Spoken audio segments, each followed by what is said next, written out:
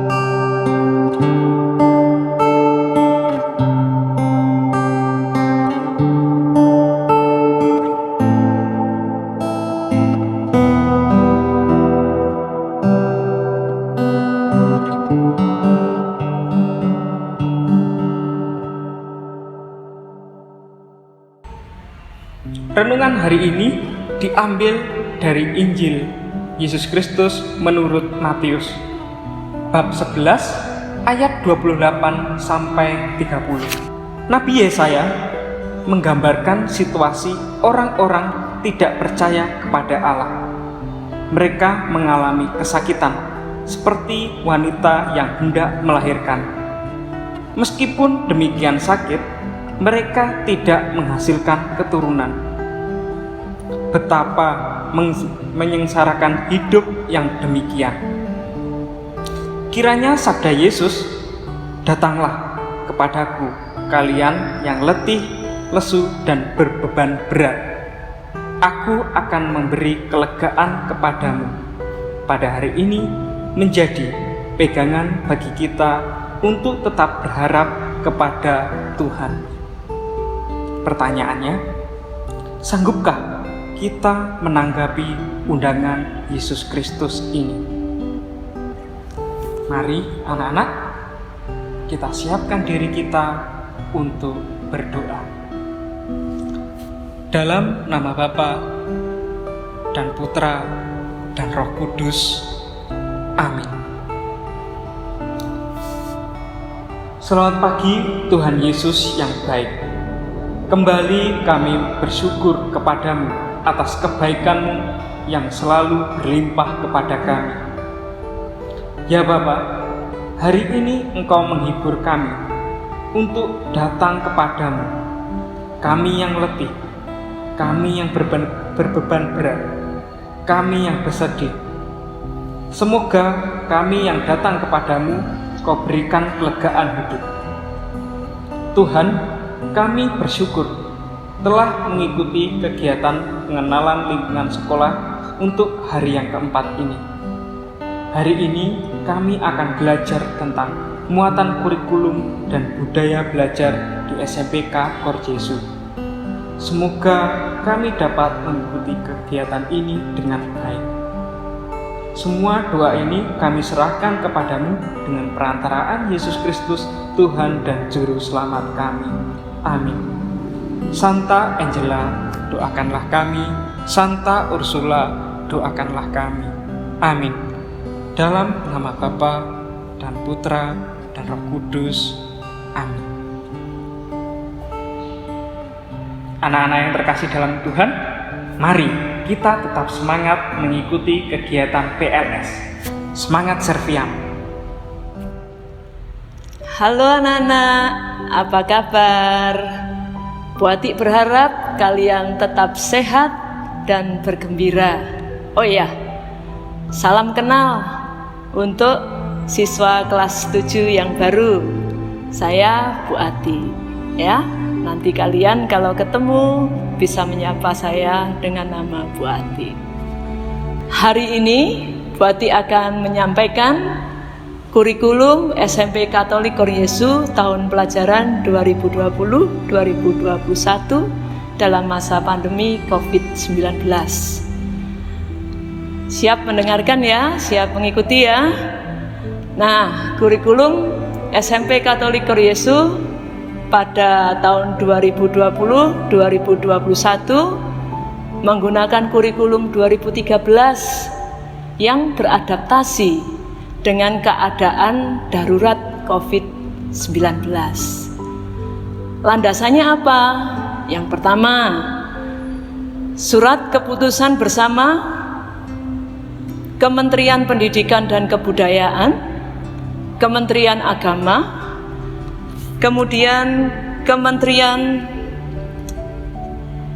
Kesehatan, Kementerian Dalam Negeri pada tanggal 15 Juni 2020 yang lalu tentang panduan penyelenggaraan pembelajaran pada tahun ajaran dan tahun akademik baru di masa pandemi coronavirus disease. Yang kedua, surat edaran Sekretaris Jenderal Kemdikbud nomor 15 tentang pedoman penyelenggaraan belajar dari rumah dalam masa darurat. Berdasarkan hal tersebut, maka proses belajar mengajar tahun 2020-2021 untuk semester ini tetap dilakukan secara daring. Jadi kita belum bisa bertatap muka. Sebetulnya Bapak Ibu Guru sudah rindu untuk bisa bertatap muka dengan kalian. Kalian juga pasti sudah kangen sama teman-teman dan sekolah. Namun keadaan tidak memungkinkan untuk itu. Oleh sebab itu, Ibu Ati berharap meskipun belajar dari rumah, anak-anak tetap bersemangat, tetap bergembira. Karena pembelajaran akan dilakukan secara daring, apa yang perlu disiapkan? Yang pertama adalah perangkat untuk belajar. Apa itu?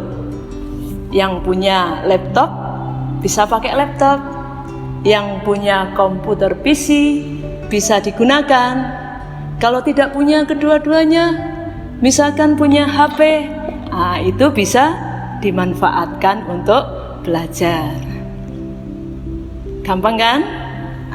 Sumber belajarnya dari mana? Bermacam-macam.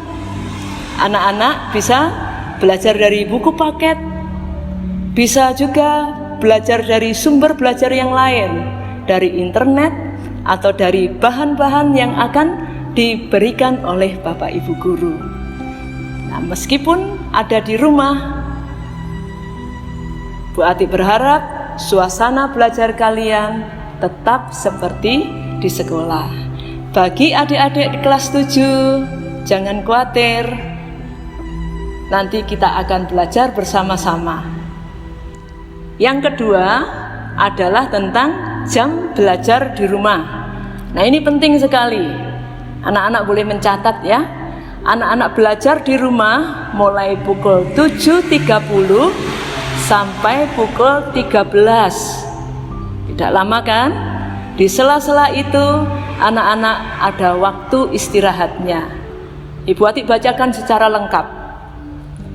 Pelajaran pertama dimulai pukul 7.30 sampai pukul 9. Setelah itu kalian bisa beristirahat.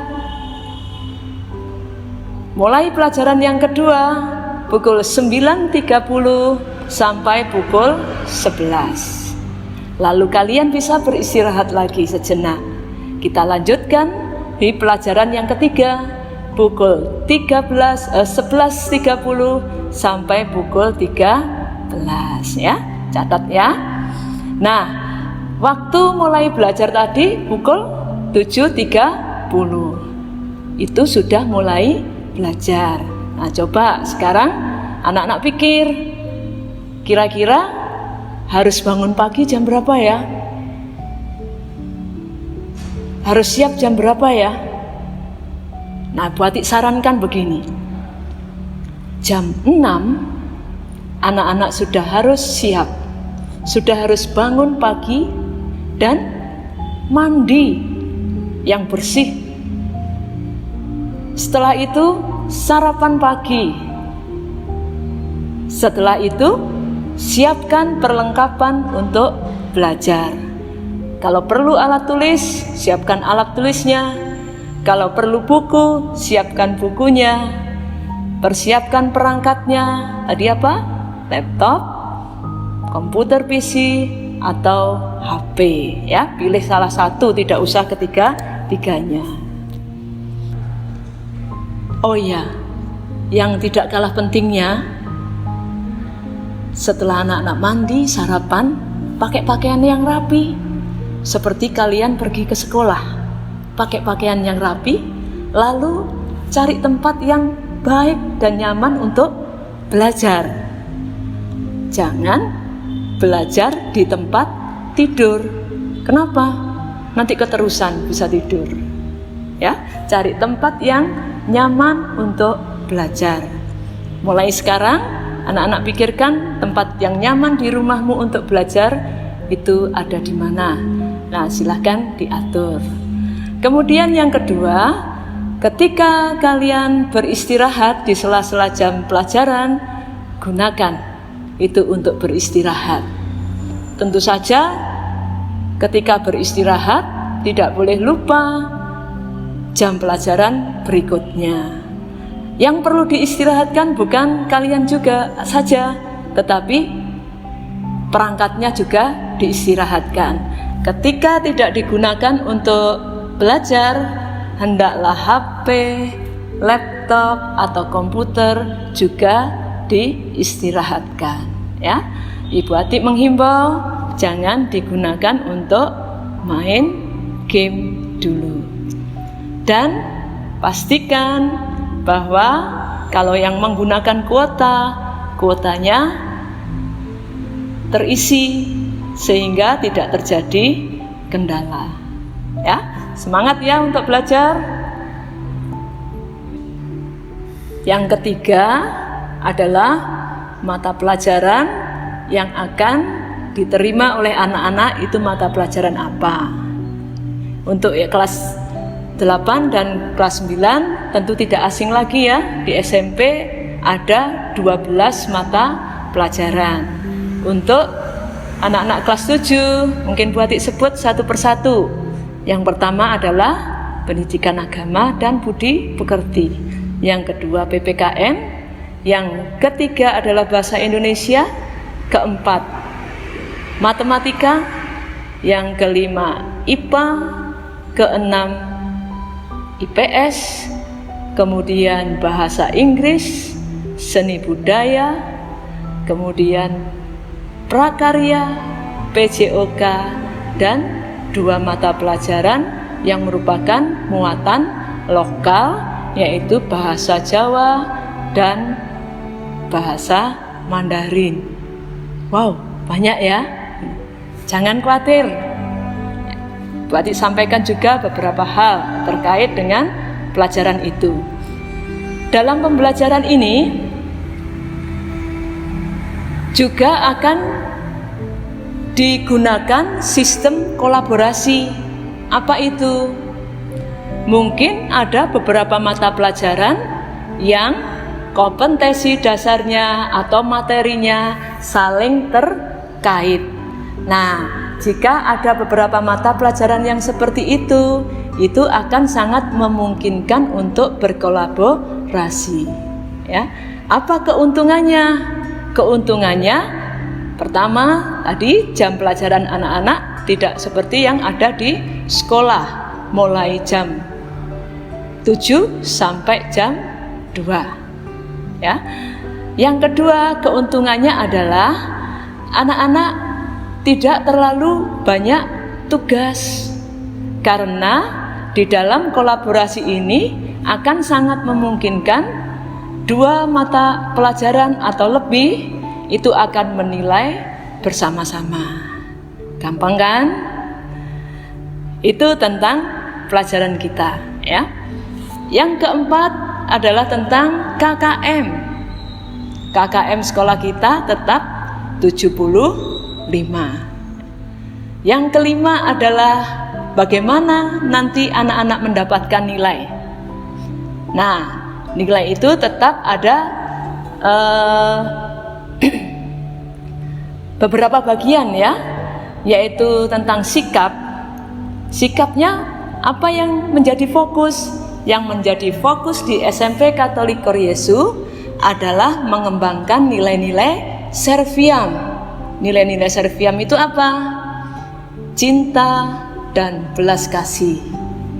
Kemudian integritas, keberanian dan ketangguhan, semangat persatuan, kesungguhan atau totalitas, semangat pelayanan.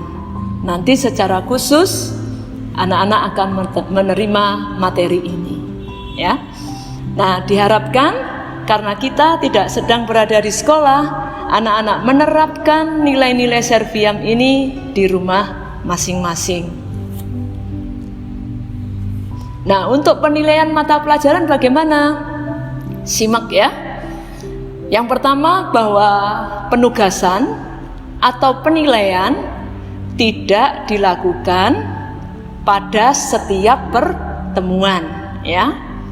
Jadi tidak setiap pertemuan harus ada tugas, ya. Namun di setiap pertemuan tetap ada tagihan yang harus anak-anak kumpulkan. Tagihannya berupa apa? Yaitu membuat refleksi tentang belajar mata pelajaran pada hari itu. Contohnya nih, anak-anak sedang belajar bahasa Mandarin. Pada jam itu, di akhir pelajaran bahasa Mandarin, anak-anak membuat refleksi. Bagaimana membuat refleksi? Anak-anak bisa mengungkapkan perasaan anak-anak. Saya senang atau saya kesulitan, saya mendapatkan manfaat apa dari hasil belajar ini. Itu tagihan di setiap mata pelajaran. Nanti setelah bahasa Mandarin ada pelajaran seni budaya. Setelah belajar seni budaya, pada hari itu juga anak-anak membuat refleksi tentang belajar seni budaya pada hari itu. Nah, refleksi itu tidak boleh ditunda. Itu sebagai bukti bahwa anak-anak belajar pada hari itu. Maksudnya Bu Ati tidak boleh ditunda itu bagaimana ya? Maksudnya begini. Pada pukul 7.30 sampai pukul 9 itu harusnya saya belajar bahasa Mandarin. Tapi saya masih enggan membuat refleksi. Maka refleksinya nanti saya buat sore-sore atau besok. Nah, itu tidak diperbolehkan. Nah, refleksi itu untuk apa? Supaya anak-anak belajar melihat kepada diri sendiri, apakah saya benar-benar belajar atau mendapatkan sesuatu atau belajar sesuatu pada mata pelajaran itu. Nah, di dalam refleksi itu juga anak-anak bisa mengutarakan pertanyaan ketika ada yang tidak dipahami kepada Bapak Ibu guru pengajar. Bermanfaat kan? Jadi harus dilakukan. Berikutnya tentang penilaian harian. Untuk beberapa mata pelajaran yang materi atau kompetensi dasarnya saling terkait akan dilakukan secara berkolaborasi. Apa sih maksudnya? Nah, Wati kasih contoh begini. Di pelajaran bahasa Indonesia, ketika itu materinya adalah tentang prosedur. Kemudian di pelajaran prakarya kebetulan ada materi memasak daging putih. Kalau memasak berarti ada cara-caranya kan? Maka dua mata pelajaran ini bisa saling berkolaborasi. Satu penilaian digunakan untuk mata pelajaran bahasa Indonesia dan pelajaran prakarya. Tentu saja apa yang dinilai sesuai dengan indikator yang diberikan oleh Bapak Ibu guru. Oke, gampang kan? Berikutnya untuk penilaian yang terkoordinasi. Kalau kemarin PTS dan PAS. Untuk semester ini anak-anak PTS tidak ada. Waktunya kita gunakan untuk belajar. Tetapi PAS tetap ada. Untuk PAS nanti kita akan sampaikan beberapa hari sebelum kalian PAS ya. Berikutnya adalah bagaimana nilai rapot kalian atau nilai akhir kalian ya. Nilai akhir kalian didapat dari 80% penilaian harian ya, penilaian harian seperti tadi ya. Dan 20% nilai PAS. Wow. Berarti bobotnya yang besar yang mana? Ya, penilaian harian. Maka anak-anak harus serius di kegiatan belajar harian. Kemudian yang terakhir tentang penilaian adalah jika nanti suatu saat anak-anak nilainya masih kurang dari KKM, apa yang dilakukan? Jangan bersedih, harus tetap semangat. Anak-anak tetap mendapat kesempatan untuk bisa memperbaiki dengan bimbingan guru. Karena ini kesempatan, maka tidak boleh disia-siakan. Namun demikian, Ibu Ati berharap bahwa remedial ini tidak ada. Karena apa? Karena anak-anak sudah melakukan kegiatan belajar dengan baik, yang akibatnya nilainya juga baik. Begitu ya untuk penilaian. Nah, lain-lain nih. Lain-lain itu maksudnya apa? Di dalam proses belajar tidak semuanya berjalan mulus. Pasti ada kendala, pasti ada masalah. Kendalanya antara lain apa? Satu, mungkin jaringannya di tempat kalian tidak bersahabat. Yang kedua, mungkin kalian masih ada yang kesulitan menggunakan LMS atau media yang diberikan Bapak Ibu guru. Yang ketiga, mungkin kalian kesulitan memahami materi yang diberikan oleh Bapak Ibu guru. Kalau ini terjadi, apa yang dilakukan? Nangis, enggak, ngambek. Jangan marah-marah sama orang tua. Jangan, ya. Ada cara yang lebih baik. Apa yang harus kalian lakukan, ya? Gampang. Lihat buat ini. Kalau kalian kesulitan memahami materi, di aplikasinya itu ada fasilitas chatting. Ketik, Bapak, Ibu, Guru, saya mau bertanya tentang bla bla bla bla bla. Gampang kan? Atau bisa juga ambil HP, ya, chatting lewat WA. Bapak Ibu guru, jangan lupa sertakan saya, namanya siapa, kelas berapa, mau bertanya tentang apa. Ya, itu kalau pertanyaan. Kalau memberitahu sesuatu juga beritahu lewat WA. Bapak dan Ibu guru, saya, nama, kelas dan nomor tidak bisa mengikuti pelajaran sampai tuntas karena mungkin tiba-tiba listriknya padam. Atau kalian pada hari itu tidak bisa mengikuti pelajaran karena sakit. Maka yang kalian lakukan harus memberi informasi.